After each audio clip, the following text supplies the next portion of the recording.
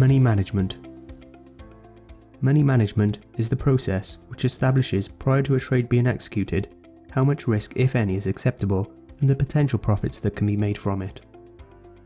Once in a trade, it determines how it is managed so that risk can be controlled and the trader can realise the full potential of it. What most amateurs fail to realise is that money management is the most important part of trading. It is often said that what sets the professional traders apart from the amateur ones is their money management skills. Amateur traders will often think about how much money they can potentially make, while professional traders think about how much money they can potentially lose. You might be wondering as a trader why you should think about how much money you can lose. Surely it's about how much money you can make. To explain this, let's look at the concept of drawdown.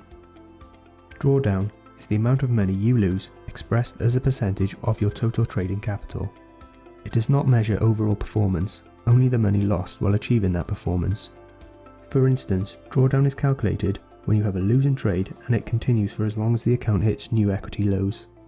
If you have an account of $50,000 and were to lose $10,000, your drawdown would be 20%. If you were to lose another $5,000, the new remaining capital would be $35,000, which equates to 30% drawdown. Maximum drawdown is simply the largest percentage drop in your account between equity peaks. The reason why you should care so much about drawdown is best illustrated in a drawdown recovery chart. Drawdown recovery is the percentage gain needed to recover from a drawdown. Many amateur traders believe that if you lose 10% of your money, all you have to do is make a 10% gain to recoup the loss. As you can see from the chart, unfortunately this simply isn't the case. Rather than the 10% thought to be needed, in fact, it is 11.11%. Worse still, the recovery percentage significantly increases as drawdowns deepen. Hopefully now you realise why professional traders focus so much on the potential they can lose. They are well aware of drawdowns and control risk at all times. Professional traders will use money management to create an edge, much like a casino does with odds. It is money management that allows them to stay in the game by protecting their capital whilst underpinning profitable trades to maximise potential growth. Let's look at the different aspects of money management. Stop loss. We use chart stops, which are strategically placed to give the trade the best chance of success whilst triggering a stop loss if the trade moves against us. Once we know where to place the stop, we can calculate the associated risk. Target. For us, when determining the target, the trade must have the potential to move at least the same distance as the stop loss, preferably more. If we think we are risking more than what we can expect to make, the setup we will consider as invalid. Once we know the stop loss and the target, we can calculate the risk to reward. Risk to reward.